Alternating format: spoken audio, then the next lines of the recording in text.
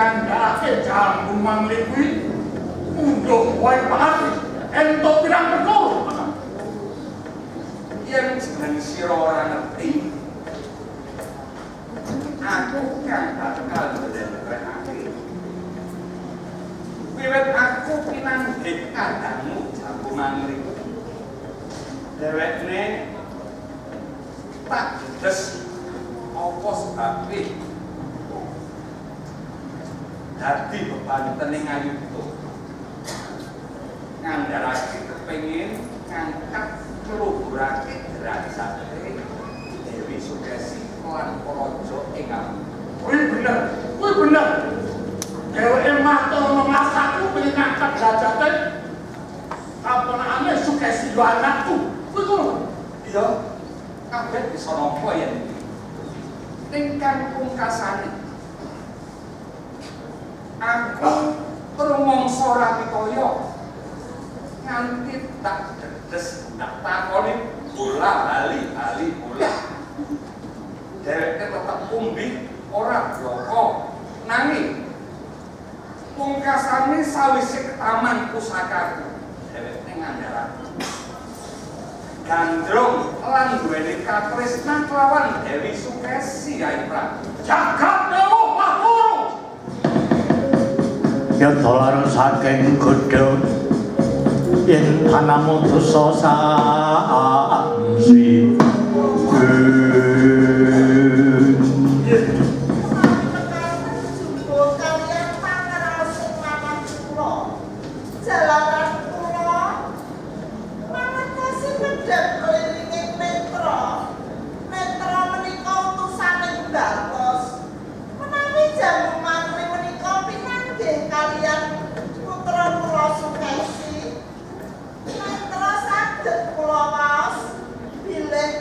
Jamu mangli menika gadhahi rasa tresnan.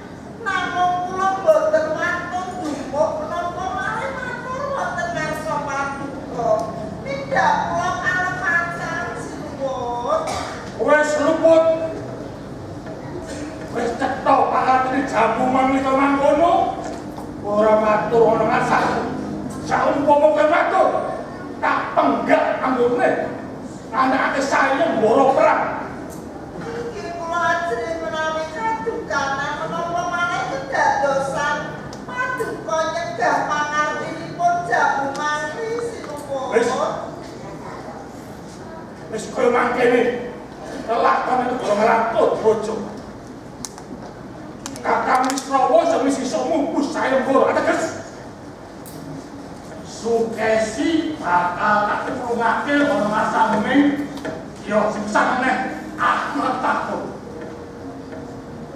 Opo keteku bakal garu anakku Sukesi. Yai Prabu Semalu. Piye kakang? Aku nggone sayembara perang iki satemene kanggo putraku Angger Prabu Danaraja.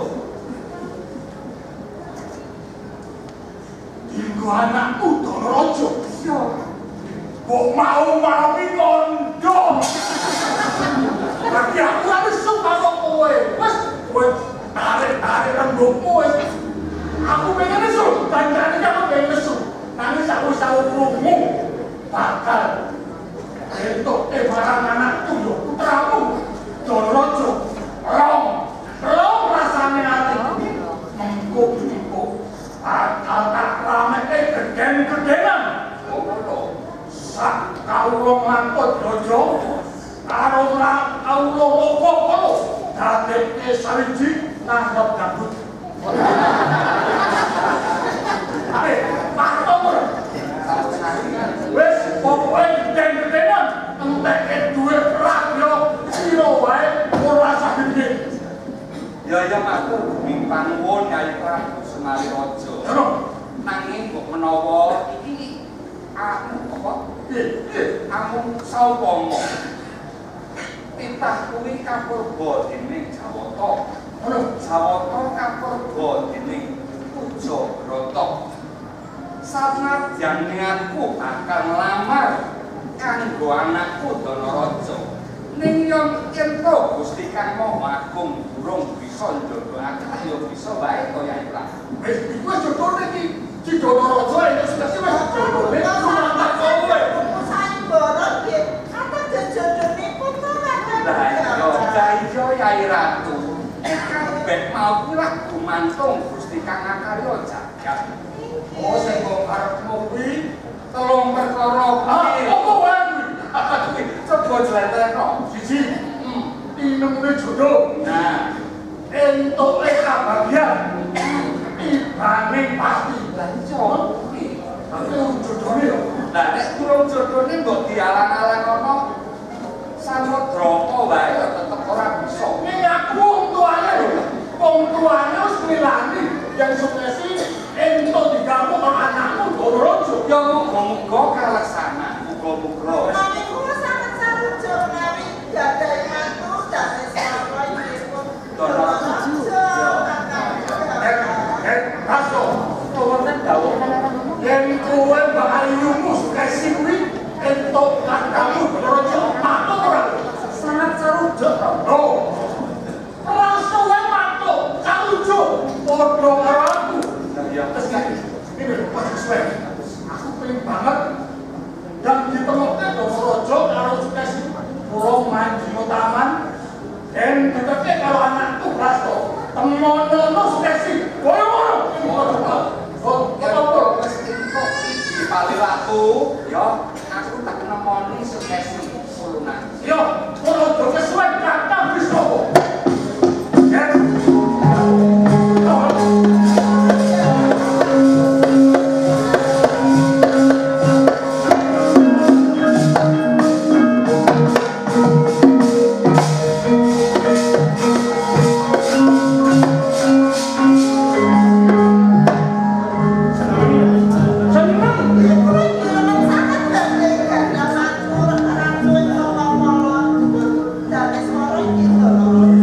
Sing diarani ngumpulake balung pisahmu antarane Sumali lan Donaraja kuwi isih seluruh. Ngono, ayo ditunggu.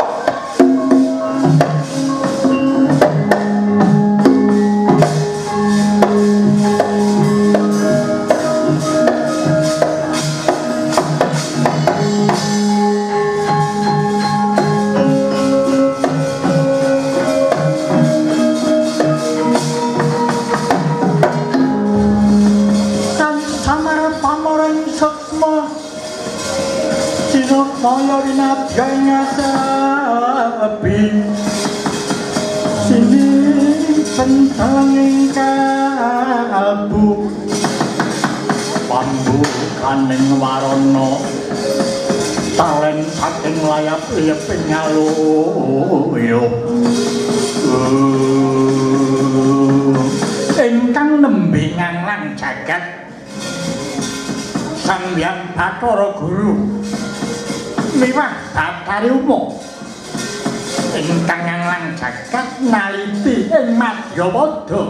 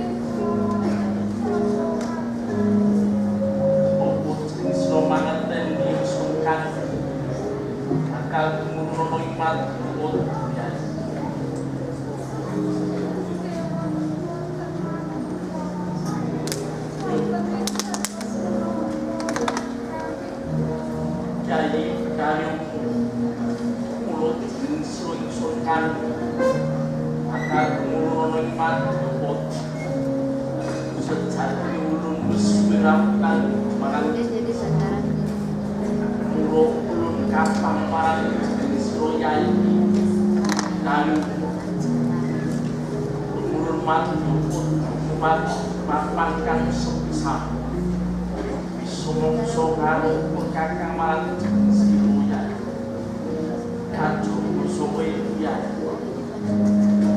mangerti nikmat yukun akal omong untang menopo pinter langkut yusan kawan biso mendarah isi banyak panguat menurut hadis kerana kafe porot kurang mosak gaya cepat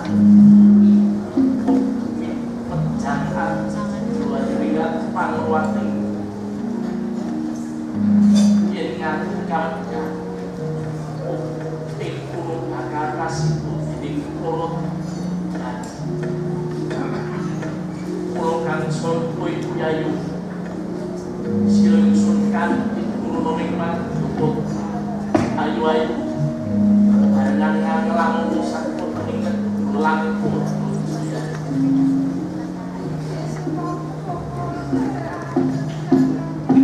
Pauli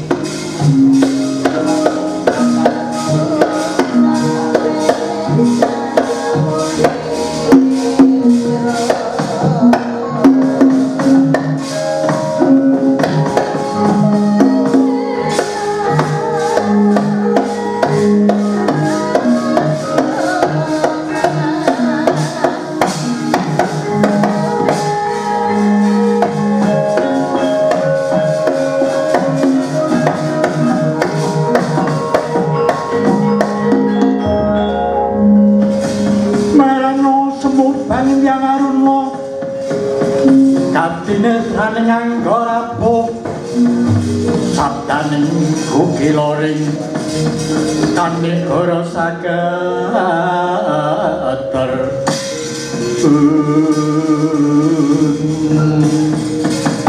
nengge kanjeng kang minursito ingkang kinarya sambunging carita ingkang dumunung wonten lebeting taman negari Alengka Diraja kusmaning ayu dewi seksi denadep sangyaning para abdi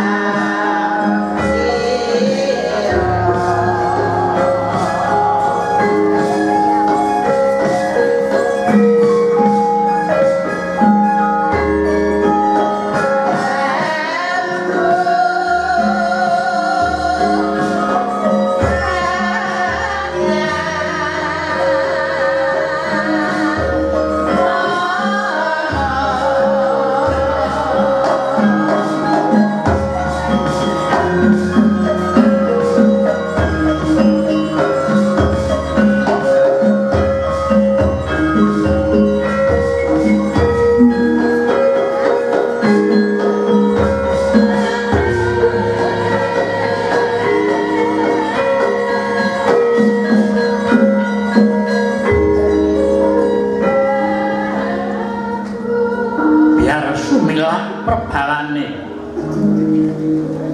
ketinggalan biar busanane kusmaning ayu Dewi Sukeksi tuhu punika sekar kedaton ing negari Alengka Diraja Arina pantrang natri tansah kalebur dening sangyaning para abdi mila depimulat para abdi kang wis samya mangarsa mila daya-daya ing ngambe biswanipun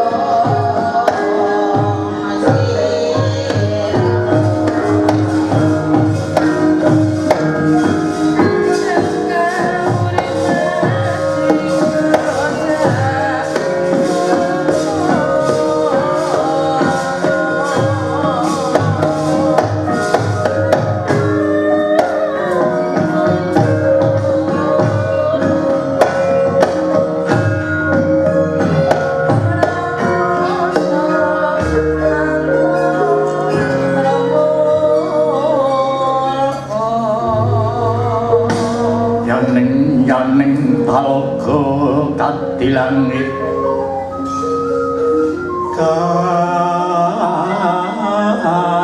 mbak tepas bulan upamandeka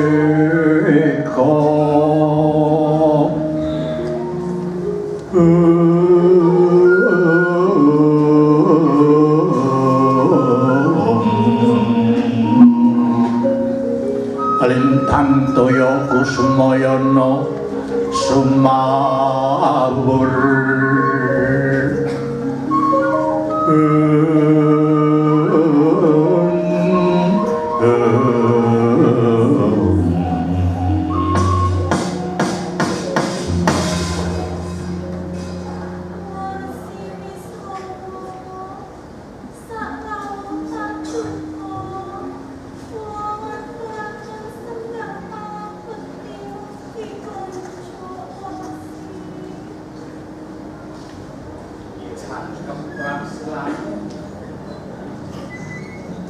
yen ngono pamilih anakku Dranaraja Rati. Iya ini Dewi Sukeksi ingsun tampa. Yo panestune Purwa Kakang Panana ya.